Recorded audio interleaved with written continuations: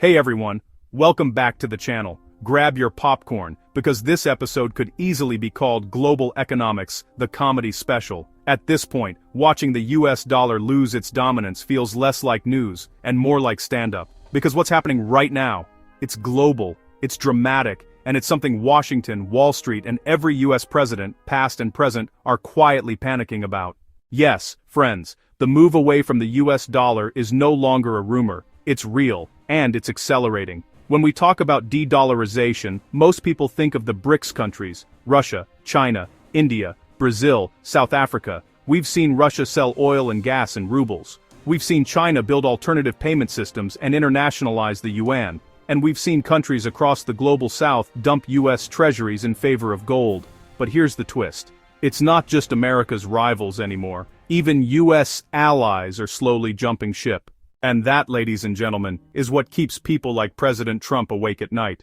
Australia's shock move. Let's dive in. One of America's closest partners, Australia, has just made a groundbreaking shift. This isn't just a footnote in the financial pages. This is a tectonic shift in global trade. Australia, one of the world's biggest commodity exporters, is now settling iron ore trades with China in yuan, not US dollars. Let that sink in. Beijing is helping Australian companies make the switch because China buys over 100 million tons of iron ore every month, around 75% of global iron ore imports. That means one thing: leverage. If China buys less, prices crash. If China buys more, prices soar. In other words, China calls the shots. Close up.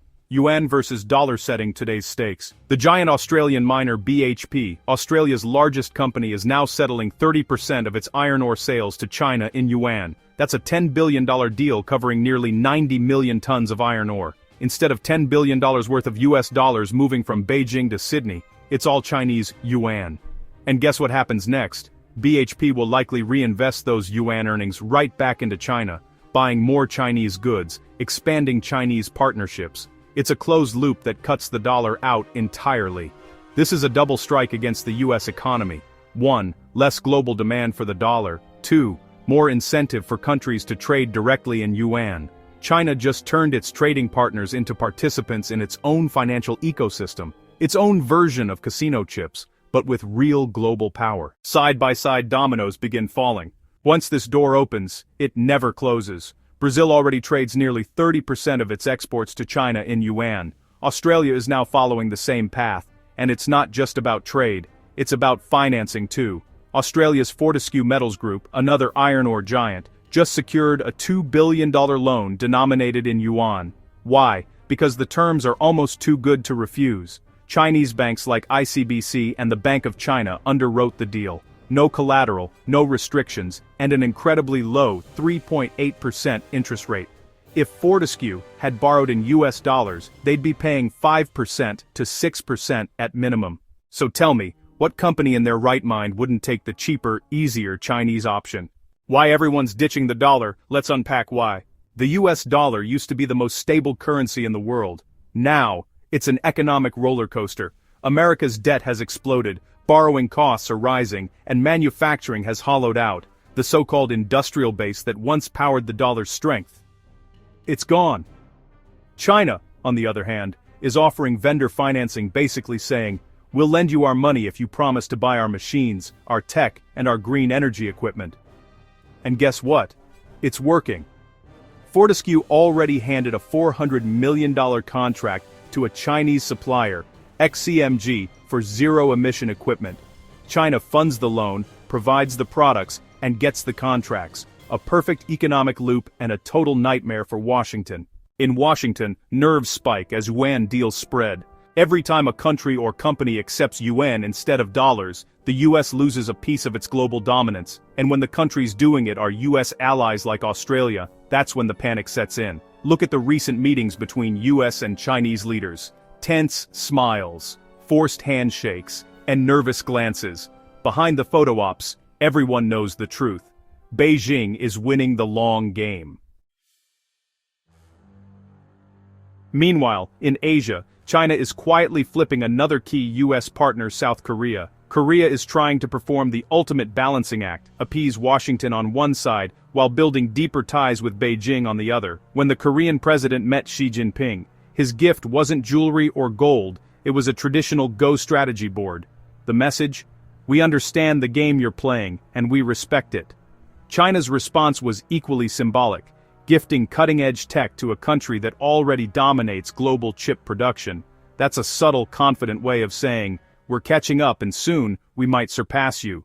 The trade war wildcard, Seoul's pivotal crossroads. South Korea's trade with the US is now unpredictable. Tariffs rise and fall like the weather forecast, and with every new policy shift, Korean industries turn more toward China for stability. Korea's trade deficit with China is growing, its exports to the US are slowing, and Chinese demand is still massive. Meanwhile, Chinese companies are rapidly catching up in semiconductors and AI chips, fields Korea once dominated. The Koreans know what's coming. Better to make friends with China today, before the technological tsunami hits tomorrow.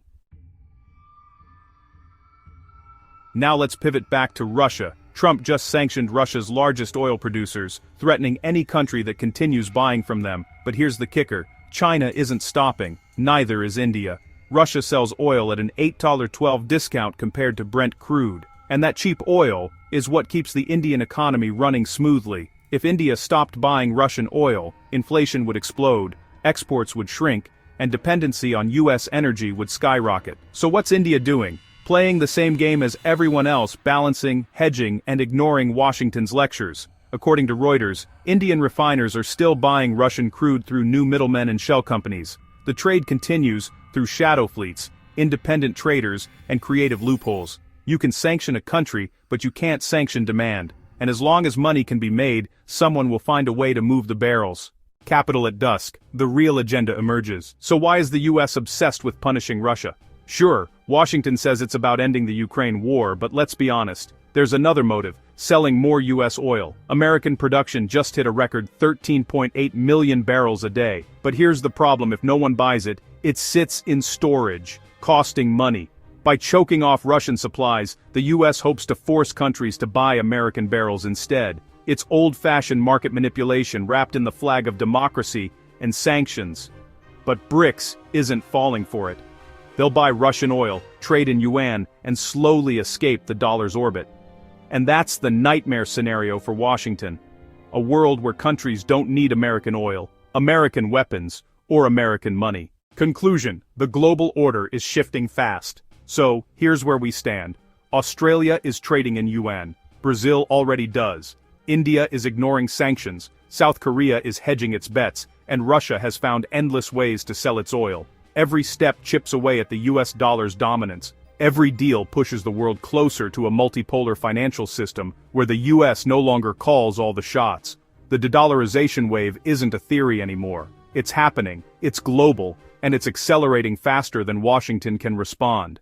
Outro. Stay tuned for takeaways and next steps. What do you think is America's dollar empire finally collapsing? Will countries like Australia, India, and Brazil keep moving toward China's orbit? Let me know your thoughts down below. If you found this breakdown insightful, smash that like button, hit subscribe, and turn on notifications so you don't miss the next deep dive into the shifting global order. Thanks for watching, stay informed, and as always, see you in the next one.